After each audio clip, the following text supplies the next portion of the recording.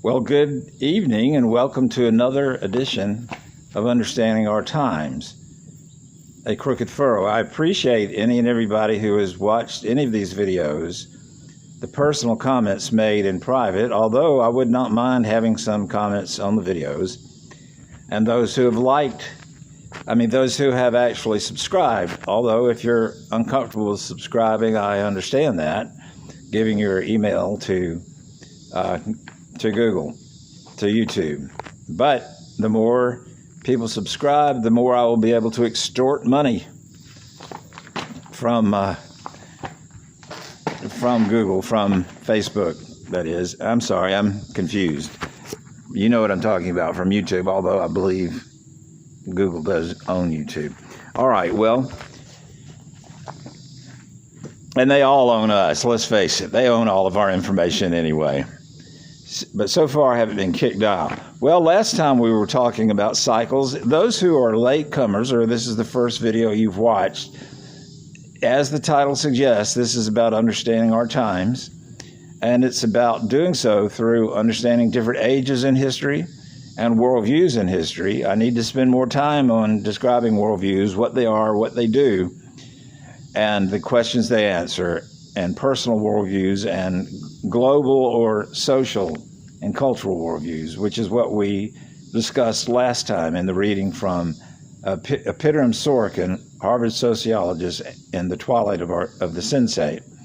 So that's it. Ages, worldviews. Worldviews are made of specific ideas, which we're going to go into in some detail. And boy, does Sorokin do that in his 4-volume work, showing how specific ideas show up throughout the entire culture. And I'm going to also endeavor to show how those ideas and the entire worldview is based upon your divinity idea, which we all have. So there's going to be a lot of going back over previously mentioned materials, circling around. This is, after all, about cycles. A direction in history, but a direction that has cycles. So in talking to various young people, which seem to be the primary audience so far, those who have shown the most interest and encouragement, it occurs to me that they don't really know what change is because they have not lived. Well, I think some of the more younger generation now does know that things are just such an accelerated pace of change. Some born in the 70s, 80s, and 90s may not. They don't know a time of stasis, a time to compare the change to. They've been born into this raging tempest of change. So they don't really remember a former time and all that time was, the worldview of that time, the values of that time, the meaning of that time, and the blessings of that time that they still are enjoying, although not knowing where they came from. So I thought I'd read a personal reflection that I wrote some years ago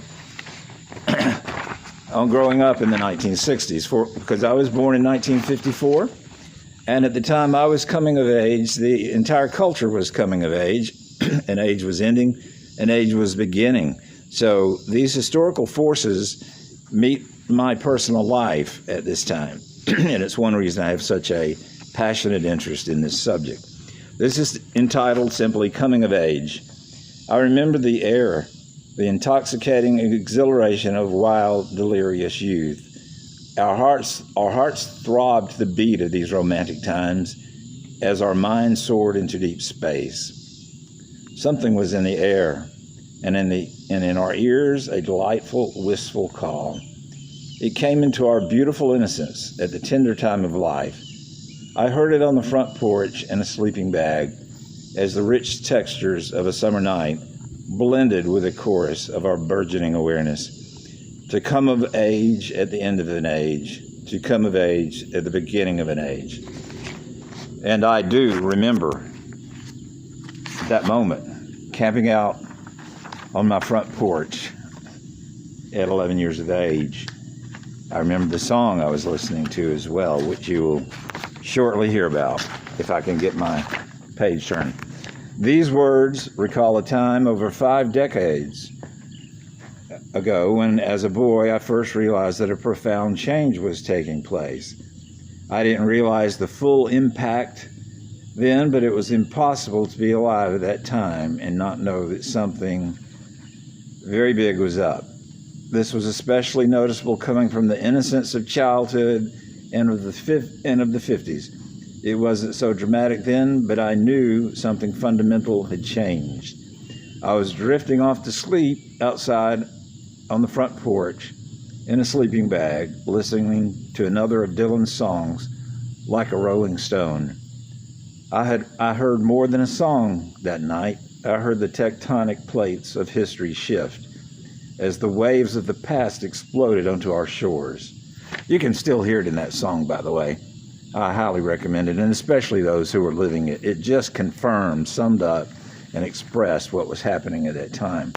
The communal culture called, the echoes of history rang, the sounds of a distant thunder reached our ears and blew our mind. Something was indeed blowing in the wind, but it wasn't answers, only questions. What I remember was a feeling of belonging, a feeling of bonding that all who came of age in the 60s know. Along with a closeness to group that comes with adolescence, there was a special feel in being part of this generation.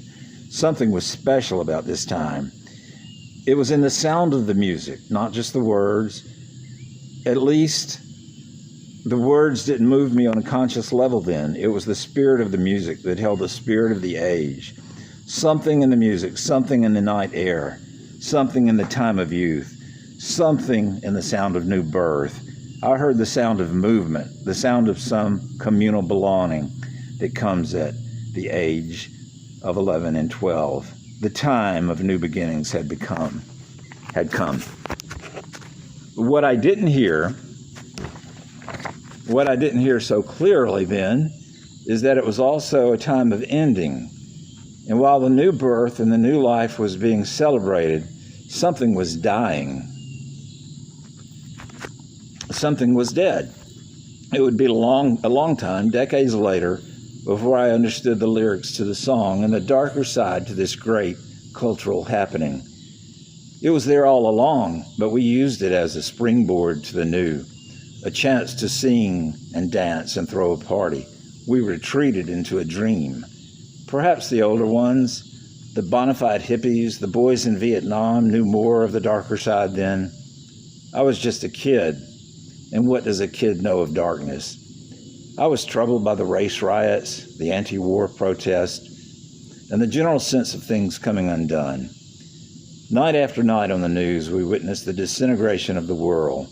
But this came a few years later. Now I was just leaving childhood and being ushered into a world of music and marvels. To be a kid at this time, in the most prosperous nation in the history of the world, to see the space shots in school, to grow up with television and rock and roll, it was the best of times. Only later did I learn that it was also the worst of times. If I had listened more closely to the words, maybe I could have heard what was coming. How does it feel to be on your own, with no direction home, like a complete unknown, like a rolling stone? Dylan knew the cultural edifice was gone and that we had no direction home. Some have compared Dylan's lyrics to Cubist art with its multiple partial glimpses and glances at the subject, or with the philosophy of Nietzsche with its fragmented partial perspectives on reality and the fragmented souls it left in its wake.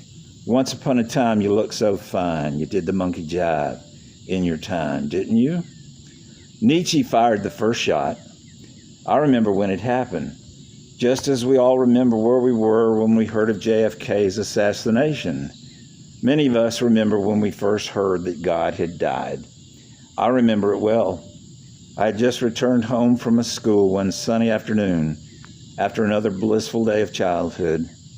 There it was on the mantel. A black background with big red letters announced the end of the age. God is dead, said Time magazine. And I didn't even know he was sick. I didn't read the article, but looking back, I see that this is where our world changed. Time reported Nietzsche's famous pronouncement, but didn't mention his afterthought.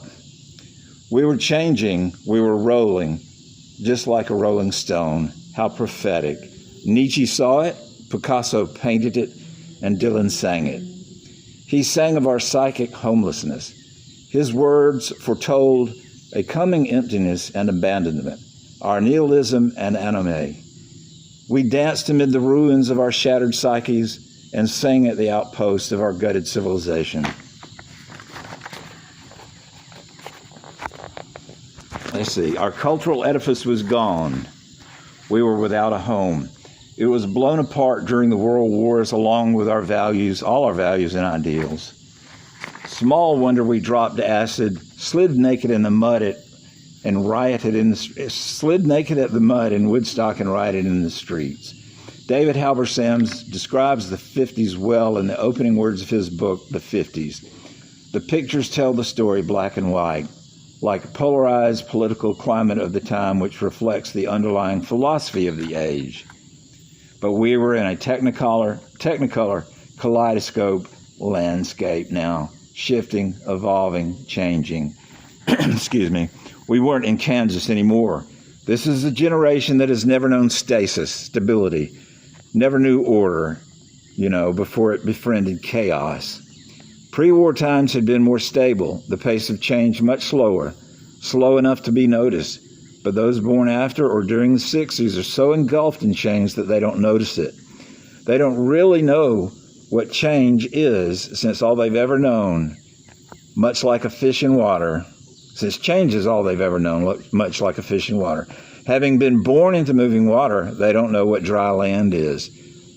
Time magazine reported Nietzsche's famous pronouncement that God was dead, but it didn't mention his afterthought, which was, if God is dead, then who will wipe the blood from our hands? Thank you very much for joining me. Look forward to hearing from you all. God bless.